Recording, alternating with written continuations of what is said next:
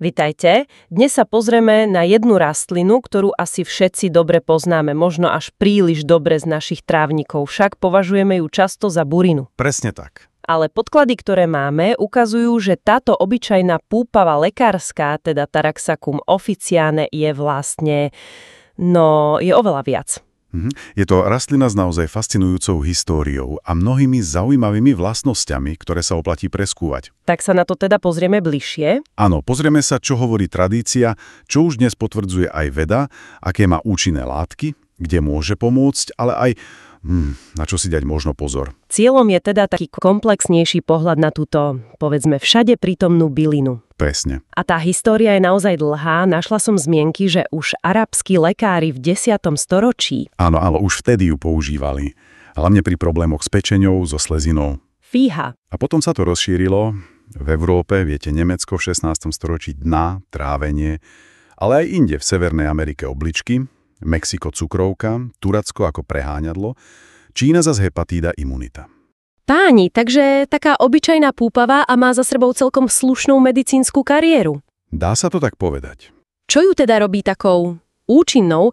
Vraj sa využíva celá, koreň, listy. Áno, prakticky celá rastlina má svoje využitie.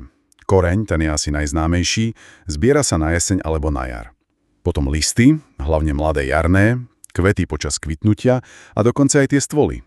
A aké látky za tým stoja? No, každá časť má niečo do seba. V koreni sú dôležité hlavne horčiny, tzv. Sesquiterpény, ktoré skvele podporujú trávenie, lebo stimulujú tvorbu žalúdočných šťáv a žlče. Aha. Potom sú tam triterpény a hlavne inulín. To je dôležitá prebiotická vláknina. Rozumiem. A tie zelené časti? Listy, kvety? Té majú podobné zloženia, ale je tam ešte viac polyfenolov, čo sú silné antioxidanty. A tiež flavonoidy, kumaríny a, čo je dôležité, extrémne veľa draslíka. Plus samozrejme vitamíny A, B, C, D, K a minerály ako železo, vápnik. Je toho dosť. Dobre, poďme na tie hlavné účinky, ktoré sa najviac spomínajú. Veľmi často sa hovorí o podpore trávenia, pečenie, žlčníka. Ako to funguje? Púpava má tzv. Choleretický účinok. To znamená, že podporuje tvorbu žlče v pečení a aj jej vylučovanie zo žlčníka. Čiže viac žlče. Áno. Pomáha lepšie tráviť tuky a celkovo to uľahčuje prácu pečení.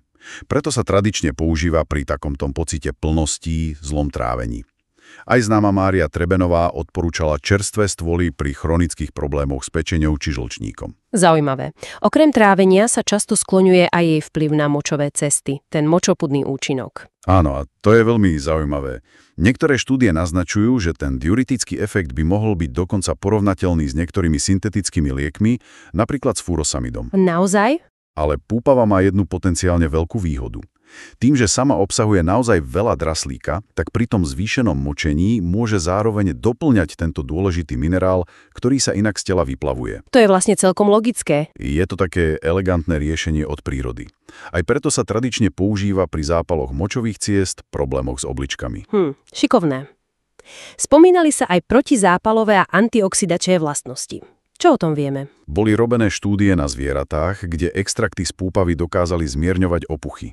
To naznačuje protizápalový potenciál. A za tým antioxidačným účinkom stoja hlavne tie spomínané polyfenoly v listoch a kvetoch. Čiže ochrana buniek. Presne.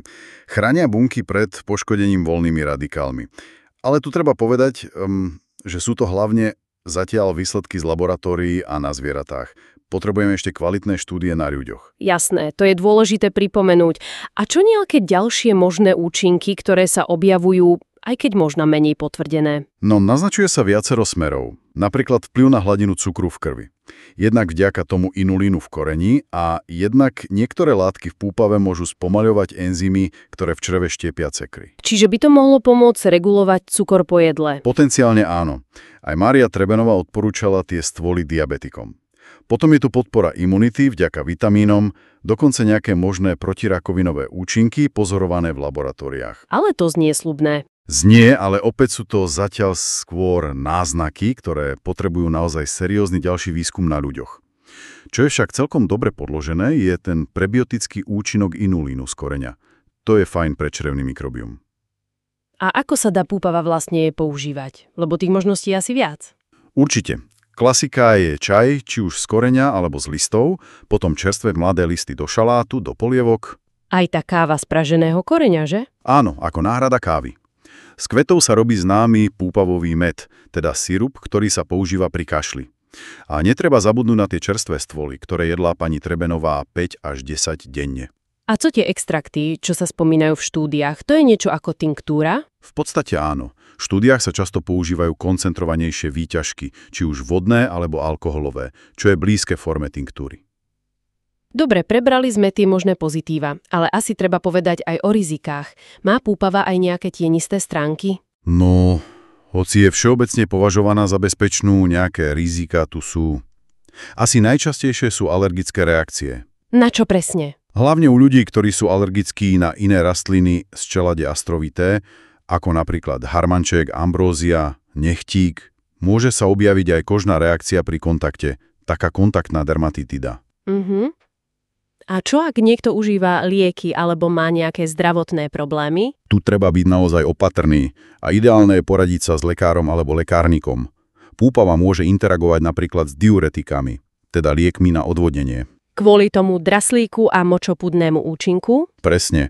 Opatrnosť aj pri liekoch na liedenie krvi, niektoré štúdie naznačili mierny vplyv na zrážanlivosť. A tiež pri liekoch na cukrovku, keďže púpava môže ovplyvniť hladinu cukru. A čo ľudia so žlčníkovými kameňmi? Tam tiež pozor, keďže podporuje tvorbu žlče, mohlo by to vyvolať problémy. No a samozrejme, ako pri mnohých bylinkách, ak sa to preženie s množstvom, môže to spôsobiť tráviace ťažkosti, nadúvanie, hnačku. A co dávkovanie? Dá sa povedať, koľko je bezpečné? To je trochu problém. Zdroje väčšinou neuvádzajú presné všeobecné dávkovanie pre bežné použitie, okrem tých odporúčaní Trebenovej pre stvoly. Takže všeobecná rada je začať radšej s menšími dávkami a sledovať reakciu tela. Takže, keď to zhrnieme, púpava je naozaj zaujímavý príklad. Bežná rastlina, ktorú máme za burinu a pritom má za sebou bohatú históriu a potenciálne prínosy. Hlavne pre trávenie, pečeň, obličky. A niektoré z nich už čiastočne potvrdzuje aj veda. Presne tak. Ale rovnako dôležité je uvedomiť si tie možné riziká, interakcie s liekmi a fakt, že mnohé tie sľubné účinky ešte potrebujú poriadne klinické štúdie na ľuďoch, aby sme si mohli byť naozaj istí. Určite. A možno na záver taká myšlienka na zamyslenie. Koľko ďalších takýchto na prvý pohľad obyčajných rastlín rastie okolo nás a skrýva podobne bohatý príbeh a potenciál, ktorý len čaká na to, aby sme ho znovu objavili. Možno aj s pomocou modernej vedy.